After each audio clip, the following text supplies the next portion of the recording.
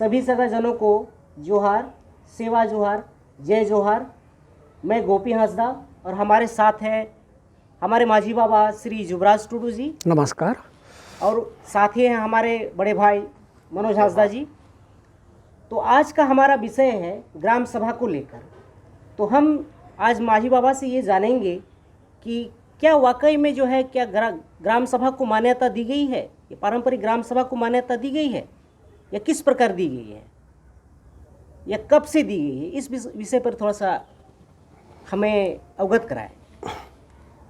सभी दर्शकों को मेरा जोहार, सेवा जोहार, जय जोहार। गोपी हांसदा जी, आपका सवाल बहुत ही अच्छा है। अभी बहुत चर्चा में चल रहा ग्राम सभा जी। सभी लोगों को ये जानने का उत्सुकता भी है कि भाई ग्राम सभा के बारे में सरकार और ग्राम सभा के बीच में क्या संबंध है, संविधान और ग्राम सभा के बीच में क्या संबंध है, और कानून और ग्राम सभा के बीच में क्या संबंध है। इसको लेकर लोगों के मन में एक उत्सुकता है कि क्या चीज़ है। अगर हम नाम को जानेंगे पारंपरिक ग्राम सभा, इन सभी का जवाब उसमें निहित है। कैसे? जब हम परंपरा की बात करते हैं, पारंपरिक ग्राम सभा की बात करते हैं, तो परंपरा कब से चालू हुआ है? जब से ये समाज बना है जी। कोई भी समाज बिना परंपरा के नहीं बनता है। तो ग्राम सभा भी एक सामाजिक व्यवस्था का अंग है। इसका मतलब ये हुआ कि जिस दिन से सामाजिक व्यवस्था का गठन हुआ, जिस दिन से सामाजिक व्यवस्था बना, जैसे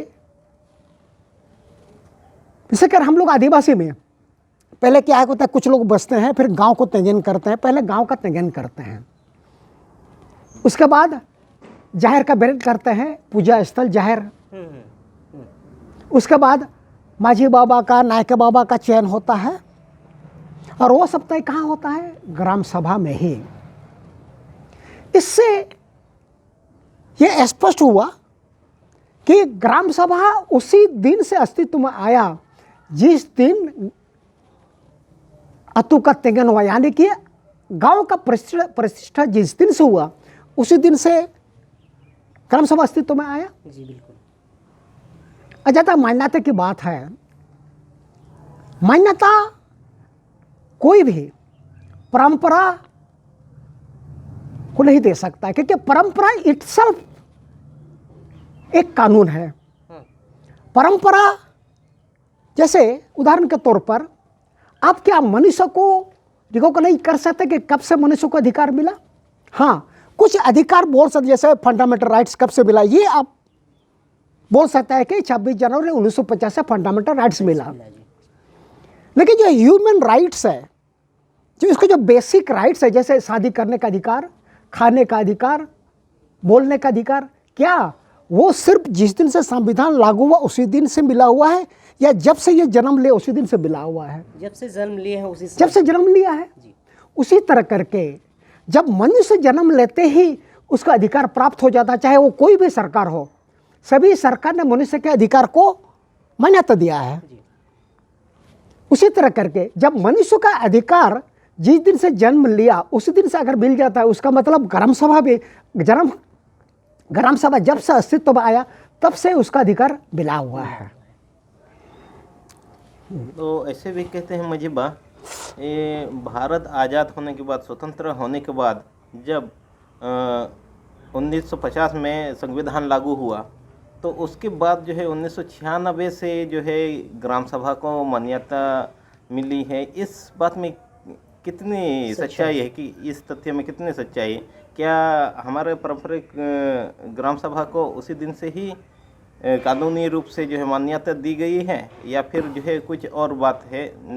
उनके बारे में थोड़ा सा बताइए स्पष्ट रूप। चलिए मनोज जी, बहुत अच्छा आपका सवाल। अगर हम भारत का संविधान को हम देखेंगे, 13(3) का में क्या है? यूसेज एंड कस्टम, परंपरा, रूढ़ी, वो क्या वो कानून है। हम लोग क्योंकि बीच में अब स्पष्ट हो चुका है कि ग्राम सभा जो है वो यूज एंड कस्टम है। उसका मतलब 26 जनवरी 1950 से ही सरकार ये मान्यता दे चुका है कि ग्राम सभा जो है एक कानून है। ग्राम सभा जो है वो सिर्फ बैठक का स्थल नहीं है, बल्कि ये एक परंपरा है, ये कस्टम एंड यूसेज है, आदिवासियों का एक सामाजिक संगठन का एक अंग है। तो 26 जनवरी 1950 से यह मान्यता मिल चुका है। अगर हम ये कहते हैं कि 1996 से ये मान्यता मिला है, तो हम ये कहेंगे ये कंसेप्ट बहुत सही नहीं है। इसलिए सही नहीं है कि 26 जनवरी 1950 जब ये परंपरा को, यूसेज एंड कस्टम को मान्यता मिल चुका है, उसका मतलब ग्राम सभा का भी उसी दिन से मान्यता मिल चुका है। हाँ, 1996 को अगर हम देखेंगे, वो पेशा एक्ट लाया गया है। पेशा एक्ट को संविधान के आधार पर मान के ही पेशा एक्ट को लाया गया है। संविधान में जो दिया गया है, संविधान में जो भी अधिकार प्रदान किया गया है, उसी को पेशा एक्ट में लाया गया है। पेशा एक्ट ने ग्राम सभा को रिकॉग्नाइज नहीं किया है, बल्कि भारत के संविधान में 13(3) को में जो अधिकार मिला हुआ है या जो ग्राम सभा को मान्यता दिया हुआ है, उसी को रिपीट किया है। बस 1997 में इतना ही किया गया है। तो सर ये माजी भाई, ये भी हम जानना चाहेंगे कि कुछ लोग जो है या सोशल मीडिया पे ऐसा भी काफ़ी सारे मुद्दे उठे हैं, जैसे कि बोला जाता है कि रूढ़ी प्रथा को ही केवल विधि का बल प्राप्त है। क्या ऐसा कहीं लिखित है? केवल क्या रूढ़ी और प्रथा कोई विधि का बल है? ऐसे भी चलिए, बहुत अच्छा सवाल। जैसे कि गोपी वो आपने कहा कि कुछ लोगों का यह मानना है कि रूढ़ी और प्रथा या यूसेज एंड कस्टम ही कानून है। तो लॉ क्या है, इसका डेफिनेशन वो भारत का संविधान का आर्टिकल 13(3) का में दिया हुआ है। यानी कि पार्ट 3 फंडामेंटल राइट्स में ही आता है 13(3) को।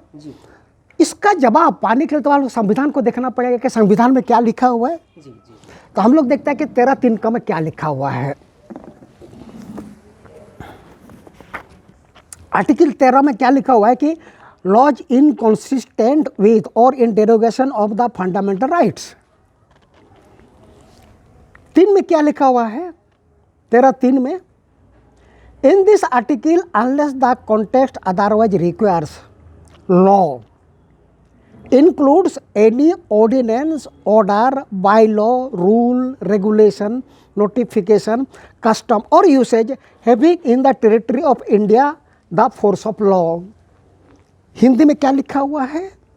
इस अनुच्छेद में जब तक कि संदर्भ में अन्यथा अपेक्षित ना हो, विधि के अंतर्गत भारत के राज्य क्षेत्र में विधि का बल रखने वाला कोई अध्यादेश, आदेश, उपविधि, नियम, विनियम, अधिसूचना, रूढ़ी या प्रथा है। इसका मतलब ये हुआ कि लॉ क्या है? ऑर्डिनेंस। ऑर्डिनेंस भी एक लॉ है, ऑर्डर भी लॉ है, बाय लॉ भी लॉ है, रूल भी लॉ है, रेगुलेशन वो भी लॉ है, नोटिफिकेशन वो भी लॉ है, कस्टम और यूसेज भी लॉ है।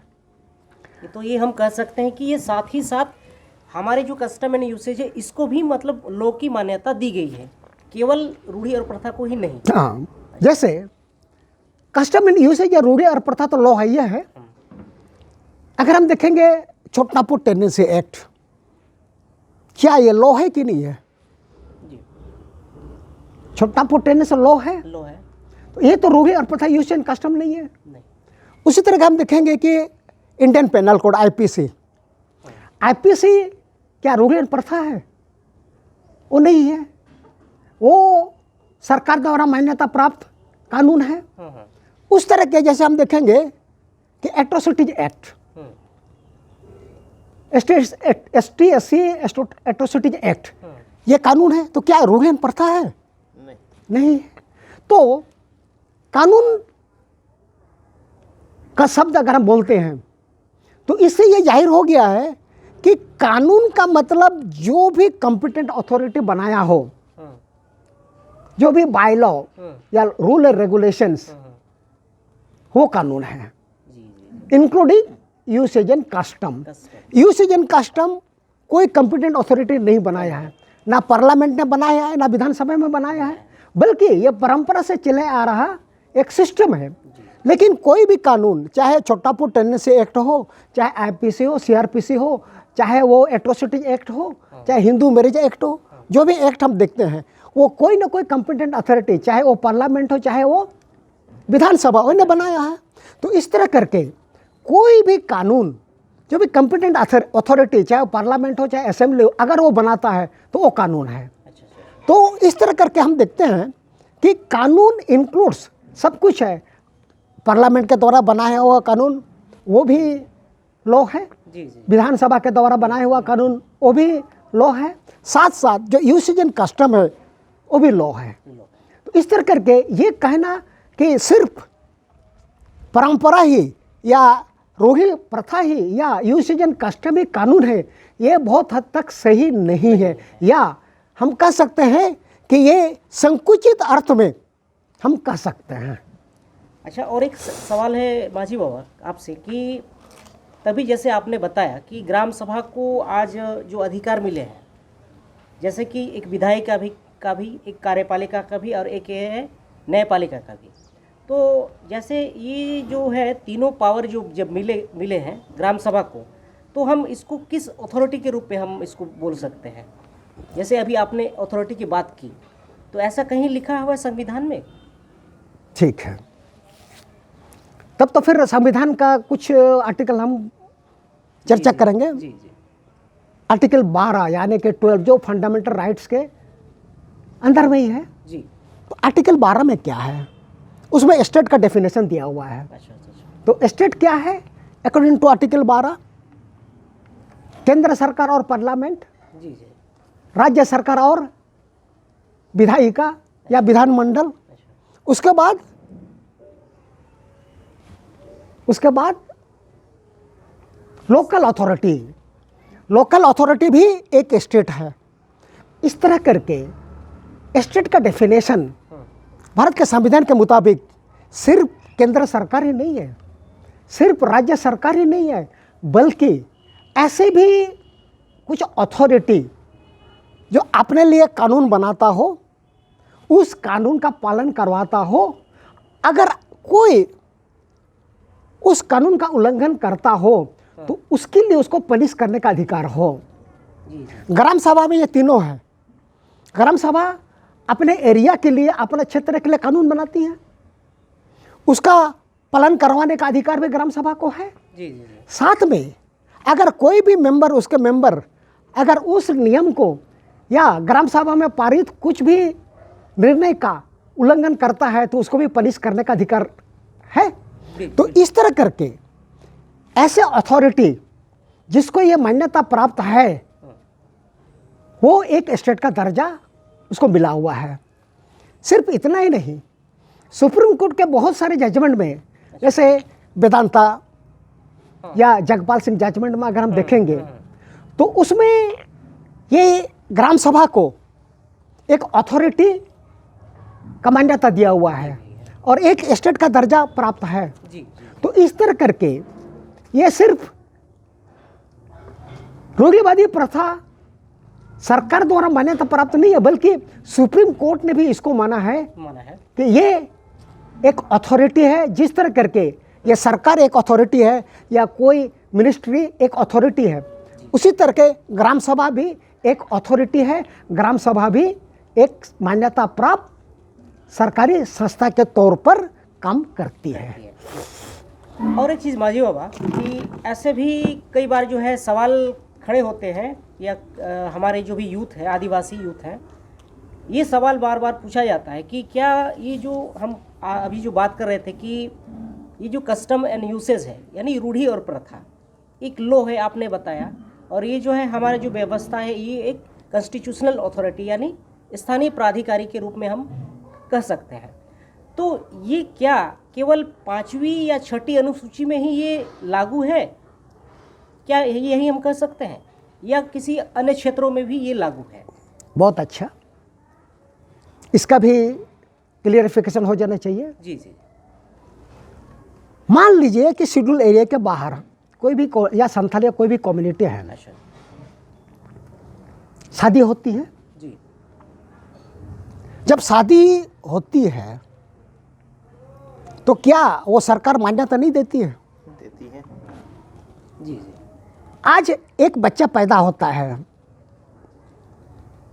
बच्चा को उसके बाप के प्रॉपर्टी पर या उसके गोष्ठी पर, उसके क्लन पर बेटा का अधिकार मिलता है। जी बिल्कुल। जैसे कोई टुडू के घर में जन्म लिया तो वो टुडू कहलाएगा। जी मुर्मू के घर में या हंसदा के घर में अगर कोई जन्म लेता है बेटा तो वो हंसदा या मुर्मू कहलाएगा। जी बिल्कुल। तो क्या ये सिर्फ शेड्यूल एरिया में ही मान्यता मिला है कि पूरा भारत में कहीं भी हो? पूरे भारत में। पूरे भारत में। उसका मतलब यूसेज एंड कस्टम सिर्फ एरिया से कोई मतलब नहीं है, शेड्यूल एरिया या ट्राइबल एरिया में ही सीमित नहीं है, बल्कि पूरे भारत में जहाँ भी ये यूसेज एंड कस्टम है वो मान्यता प्राप्त है। जैसे जहाँ शेड्यूल एरिया नहीं है, जमीन का बंटवारा होता है, जमीन का अधिकार किसको मिलता है? बेटा को मिलता है। बाप के जमीन पर बेटा को मिलता है। बाप भी चाहे तो बेटा को अपना संपत्ति से वंचित कर सकता है? नहीं कर सकता है। ये सिर्फ क्या शेड्यूल एरिया में ही है कि शेड्यूल हर जगह है? तो आज अगर हम देखेंगे कि भाई बाप के प्रॉपर्टी पर अधिकार बेटा को मिलेगा, ये सिर्फ शेड्यूल एरिया ट्राइबल एरिया में नहीं, बल्कि पूरे भारत में, चाहे वो शेड्यूल एरिया हो चाहे शेड्यूल एरिया नहीं हो। जी जी जी क्योंकि कानून में यह है कि बाप के प्रॉपर्टी पर बेटा का अधिकार है। और इसका मान्यता कौन देता है? यूसेज एंड कस्टम, परंपरा ही देता है कि परंपरा के मुताबिक चूंकि किसी बेटे का माँ बाप का शादी हुआ है इसीलिए वो कहलेगा वो उसका बेटा है। जी जी तो ये रिकॉग्निशन कौन दिया? समाज ने दिया। जी और किस आधार पर दे रहा है? क्योंकि कस्टम एंड यूसेज में ये अधिकार मिला हुआ तब तो वो रिकॉग्निशन दे रहा है। जी बिल्कुल बिल्कुल। इस तरह करके हम देखेंगे कि जो भी यूसेज एंड कस्टम है वो सिर्फ शेड्यूल एरिया में नहीं, ट्राइबल एरिया में नहीं, बल्कि पूरे भारत में ये मान्यता प्राप्त है। क्योंकि संविधान में यूसेज एंड कस्टम को डिफाइन नहीं किया गया है कि पर्टिकुलर एरिया के लिए ये लागू होगा, बल्कि यूसेज एंड कस्टम कहीं भी हो पूरे भारत में, जहाँ कहीं भी हो यूसेज एंड कस्टम है वो मान्यता प्राप्त है। ये कहना, इसीलिए ये कहना कि यूसेज एंड कस्टम या रूढ़ी प्रथा सिर्फ शेड्यूल एरिया या ट्राइबल एरिया में ही मान्यता प्राप्त है, ऐसा नहीं है। संविधान को हम देखेंगे या कानून को हम देखेंगे तो चाहे वो शेड्यूल एरिया हो, चाहे वो ट्राइबल एरिया हो, चाहे नॉन ट्राइबल एरिया हो, चाहे नॉन शेड्यूल एरिया हो, सभी जगह यूसेज एंड कस्टम को मान्यता दिया हुआ है। और एक चीज़ जानना चाहेंगे माझी बाबा कि तभी आपने जैसे सुप्रीम कोर्ट की बात की, तो ऐसा भी कभी कभार जो है सुनने को मिलता है कि ग्राम सभा द्वारा जो भी हम पारित करते हैं किसी भी प्राधिकारी को ये अधिकार नहीं होता है कि वो उल्लंघन कर सके। क्या ऐसा है? एकदम सही है। अगर हम वेदांता जजमेंट को हम देखेंगे तो उसमें सुप्रीम कोर्ट के जजमेंट में क्लियरली लिखा हुआ है अच्छा कि जिस तरह करके ministry of environment and forest अच्छा एक डिपार्टमेंट है सरकार का, उतना ही अधिकार ग्राम सभा को मिला हुआ है। अच्छा यानी कि सरकारी डिपार्टमेंट को जितना अपने एरिया के लिए अधिकार प्राप्त है, सुप्रीम कोर्ट ने यह माना है कि उतना ही अधिकार उस क्षेत्र के लिए ग्राम सभा को मिला हुआ है। यह सुप्रीम कोर्ट ने स्पष्ट कर दिया है। बहुत बहुत धन्यवाद मजीबा। आज के विषय में जो हम लोग चर्चा किए ग्राम सभा के बारे में, ग्राम सभा की शक्तियों के बारे में और इनका जो है विस्तृत क्षेत्र कितना है, आर्टिकल 13(3) का के बारे में हम लोग चर्चा किए, फिर आर्टिकल 12 के बारे में, और ये जो है कहाँ ये लागू होता है। हमने देखा कि भारत की कोई भी कोना हो जहाँ पर रूढ़ी और प्रथा है वहाँ पर जो है ये 13(3) का लागू होता है और आर्टिकल 12 भी लागू होता है। इसी तरह की वीडियो हम लाते रहेंगे। तो आज के लिए समाप्त करते हैं यहाँ पे। सनम को जोहार, सेवा जोहार, जोहार। जय जोहार।